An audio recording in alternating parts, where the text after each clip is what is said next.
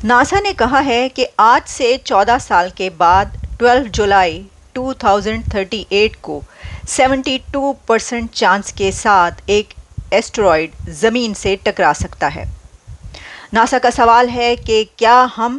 اس کے لیے تیار ہیں؟ ناسا کی اس خبر نے سب کو ہلا کر رکھ دیا ہے۔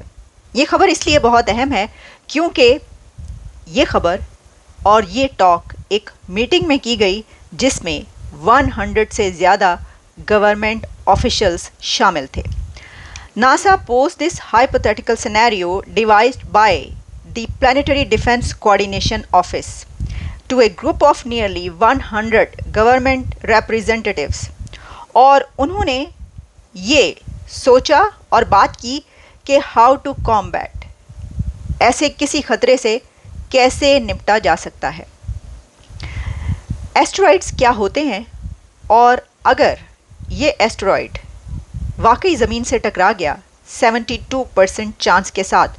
تو کیا زندگی ختم ہو جائے گی؟ سب سے پہلے ہم یہ بتاتے ہیں کہ آج سے 66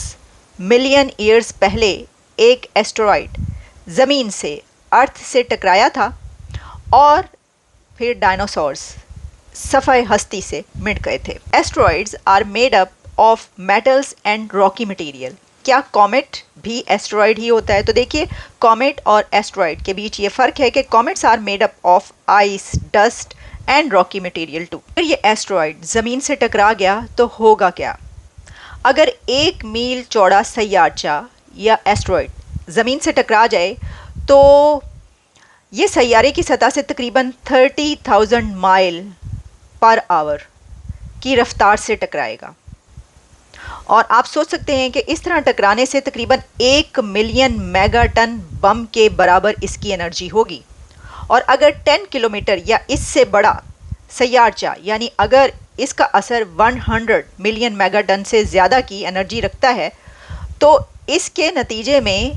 ہونے والا نقصان اتنا زیادہ ہوگا کہ ہو سکتا ہے کہ اس پلانٹ سے زندگی ختم ہو جائے۔ سائنٹسٹ یہ کہتے ہیں کہ آدھے میل یا 1 کلومیٹر کے برابر بھی اگر ایک ایسٹرائڈ زمین سے ٹکرائے تو 1/4 1/4 پاپولیشن ہلاک ہو سکتی ہے۔ فیکٹس اینڈ فگرز کے مطابق ہر 100 ملین ایئرز کے بعد ایک 6 میل چوڑا آبجیکٹ زمین سے ٹکراتا ہے۔ جیسے کہ میں نے آپ کو بتایا کہ 65 ملین ایئرز پہلے ڈائنوسور کا صفایا ہو گیا تھا، اور وہ ایسٹرائڈ ٹکرانے سے زمین پر جو شاک ویوز تھے اس کی وجہ سے ایسی سونامی آئی تھی جس کی وجہ سے زمین ہل کر رہ گئی تھی اور اس کے بعد وہ تباہی ہوئی تھی جس نے سب کچھ ختم کر دیا تھا۔ جب ایک سیارچہ زمین سے ٹکراتا ہے تو چٹانیں پگھل جاتی ہیں۔ اچھا، یہ جو ہوا 65 ملین ایئرز پہلے، اس وقت بھی یہی ہوا تھا کہ ایسٹرائڈ جب زمین سے ٹکرایا تو راکس میلٹ ہو کر 1 ملی میٹر ایجیکٹر یعنی موٹی کانچ کی گولیاں بن گئیں جنہیں ایجیکٹر کہا جاتا ہے۔ یہ گولیاں اتنی ہلکی تھیں کہ شاک ویو کے اثر سے وہ 3200 کلومیٹر تک اڑ کر جا سکتی تھیں۔ ڈی پالما جو کہ اس کے اوپر ریسرچ کرتے رہے، ان کا یہ کہنا ہے کہ یہ گولیاں اس جگہ سے ملی کہ جہاں پر یہ ریسرچ کی جاتی ہے، اور کہا جاتا ہے کہ اس جگہ پر وہ ایسٹرائڈ زمین سے ٹکرایا تھا جس کے بعد ڈائنوسور کی نسل ختم ہو گئی۔ کیا آپ ایسٹرائڈ کو زمین سے ٹکراتا ہوا دیکھیں گے؟ کیا آپ اس دنیا، اس پلانٹ کی تباہی اپنی آنکھوں سے دیکھیں گے؟ تو دیکھیے، جب ایسٹرائڈ زمین سے ٹکرانے والا ہوگا تو اس سے چند ہفتے پہلے آسمان پر کوئی نامعلوم چیز نمودار ہوگی، اور یہ راتوں رات نہیں ہوگا بلکہ ہمیں اس کا معلوم ہوگا، ہمیں بتایا جا رہا ہوگا کہ کچھ نہ کچھ ہونے والا ہے، اور پھر ہم آہستہ آہستہ اس کو بڑا ہوتا ہوا دیکھیں گے۔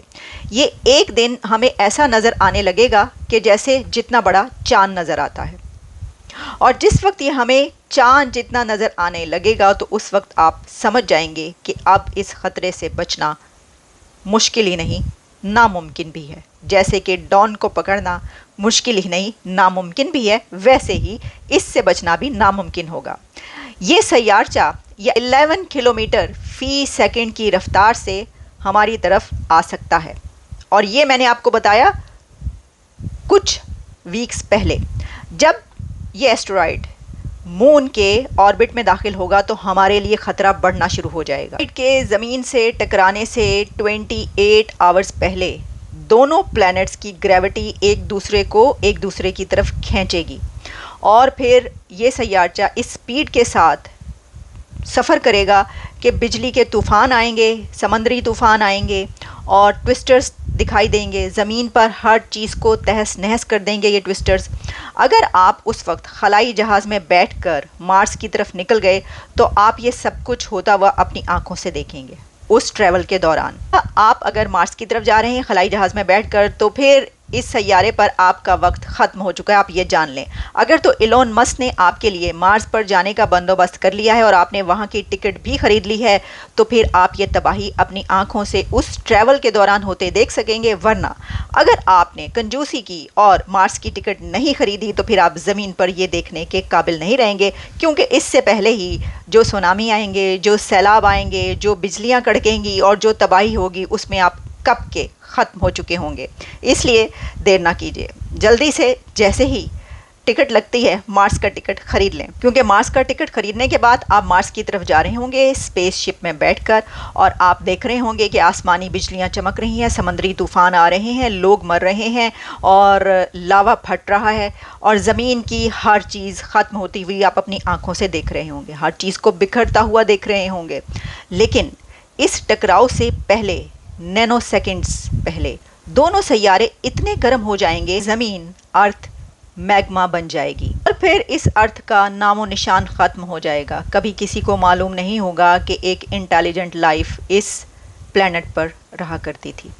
لیکن ہو سکتا ہے معلوم ہو جائے، اور وہ اس طرح ہو کہ جب آپ مارس پر پہنچ جائیں تو وہاں پر جا کر ایک نئی زندگی بسائیں اور پھر وہاں سے دوبارہ بھی کبھی زمین کی طرف لوٹ سکیں۔ چلیں اب جب کہ آپ مارس پر پہنچ گئے تو آپ سکون کا سانس لیں۔ اب ہم آپ کو یہ بتاتے ہیں کہ کیا اس سے پہلے بھی زمین سے ایسٹرائڈز ٹکراتے رہے ہیں۔ تو دیکھیں، کچھ عرصہ پہلے سائنسدانوں نے ایک ایسا ایسٹرائڈ دریافت کیا تھا جو زمین کے آربٹ کی طرف تیزی سے بڑھ رہا تھا، اور اس کو لے کر سائنسدانوں کو بڑی فکر تھی۔ پھر اس ایسٹرائڈ کو سائنسدانوں نے 2022 میں AP7 کا نام دیا۔ ناسا نے اپنا اسپیس کرافٹ اس ایسٹرائڈ پر بھیجا، جس نے وہاں سے اس کی مٹی کے سیمپلز جمع کیے۔ 8 سال بعد یہ اسپیس کرافٹ واپس زمین پر لینڈ کیا، اور اس کے بعد اسے فوجی اڈے پر پہنچا دیا گیا، جہاں پر اس کا مٹیریل کا جائزہ لیا گیا، اور پھر یہ سیمپلز ہیوسٹن میں ناسا کے جانسن اسپیس سینٹر کی ایک نئی لیب میں بھیجے گئے تھے، اور سائنٹسٹوں کی طرف سے اس ایسٹرائڈ کو سولر سسٹم کا سب سے خطرناک راک کہا گیا تھا۔ سائنسدانوں کا خیال ہے کہ اس سے جو سیمپلز اکٹھے کیے گئے اس سے یہ معلوم کرنا آسان ہوگا کہ ہماری دنیا میں زندگی کا آغاز کیسے ہوا۔ دیکھ لیں، ہم ابھی تک نہیں جان پائے۔ ہم کہتے ہیں کہ بگ بینگ ہوا تھا، لیکن سائنٹسٹ خود ہی اس کے پر اعتبار نہیں کرتے، ابھی تک وہ جاننے کی کوشش کر رہے ہیں کہ زمین کا آغاز کیسے ہوا تھا۔ پھر اس کے اندر جو کیپسول رکھا گیا تھا اس کو نکالا گیا، اس میں سے وہ مٹیریل نکالا گیا، اور اس کیپسول میں کوئی ایک کپ، چائے کا جو کپ ہوتا ہے اس کے جتنا مٹیریل موجود تھا، سیمپل تھے، جس کو جو ٹیسٹ کرنے کے لیے کافی ہے۔ اور اس سے پہلے جاپان بھی وہ ملک ہے جس نے اس ایسٹرائڈ سے یہ سیمپل جمع کیے تھے، جو کہ تقریباً کہا جاتا ہے کم تھے، جو 1 چمچ کے برابر ہوں گے۔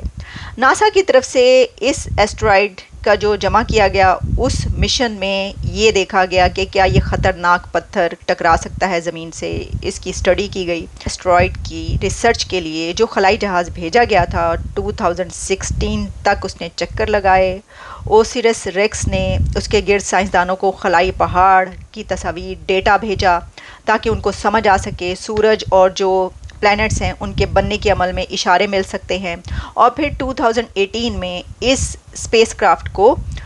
اس اسٹیرائڈ کی جگہ اس نے اس کی سرفیس کو ٹچ کیا، چھوا، اور پھر وہاں سے سیمپلز اکٹھے کیے اور ان سیمپلز کو واپس زمین پر 8 سال کے بعد لینڈ کیا اور جو ریسرچ کرنے والے ہیں ان تک پہنچایا۔ یہ ناسا کا ایک بہت ہی زبردست اور کامیاب مشن تھا۔ آپ شاید نہ جانتے ہوں کہ ناسا اس کے علاوہ بھی ایسے کئی مشنز کر چکا ہے جس میں ناسا کی طرف سے ایک اسپیس کرافٹ کو ایسٹرائڈ سے ٹکرایا گیا۔ پھر ناسا نے ایک اور ایسٹرائڈ ڈسکور کیا اور کہا کہ 2046 میں ویلنٹائن ڈے پر یہ ایسٹرائڈ زمین سے ٹکرائے گا۔ بھائی اب دیکھ لیجئے، ویلنٹائن ڈے منانے والے بہت غصے میں آ جائیں گے، لیکن ایسا ہی ہے۔ اس کو DW کا نام دیا گیا تھا 2023 میں، اور سائنسدانوں کے مطابق تقریباً 1 اولمپک سوئمنگ پول کے برابر جو ہے یہ اس کا ہے حجم، اور اگر یہ زمین سے ٹکرایا تو پھر ویلنٹائن ڈے تو کوئی نہیں منا پائے گا، لیکن اس کے ساتھ ساتھ زمین کے ختم ہونے کے چانسز بھی ہیں۔ اور ناسا کے مطابق یہ سیارچہ زمین سے قریب ترین تقریباً 11 لاکھ مائلز کے فاصلے تک آ سکتا ہے، تو ذرا ہوشیار رہیے۔ ابھی اس کا اور بھی ڈیٹا اکٹھا کیا جا رہا ہے۔ سائنسدانوں نے DW کا یہ جو نام دیا، انہوں نے کہا کہ زمین پر اس کے اثرات بہت کم ہوں گے، لیکن بڑے شہر یا جہاں پر بہت پاپولیشن ہے اگر اس علاقے کے اوپر اترا تو بھی وہاں بسنے والوں کے لیے نقصان کا باعث بن سکتا ہے، یعنی ہو بھی سکتا ہے، انہوں نے کہا کچھ بھی ہو سکتا ہے، کیونکہ ایک ایسی ہی چٹان DW اس ایسٹرائیڈ کے برابر کی ایک خلائی چٹان 10 سال پہلے رشیا کے ایک شہر میں پھٹی تھی، اس کی وجہ سے 1500 پیپل زخمی ہو گئے تھے۔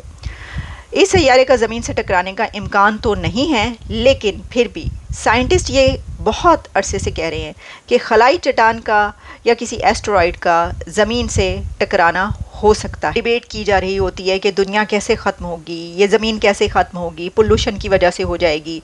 کوئی ایٹمی جنگ ہوگی، 3rd ورلڈ وار ہوگی جو اس کرۂ ارض کو ختم کر دے گی، اس زمین کو ختم کر دے گی۔ لیکن شاید آپ نہیں جانتے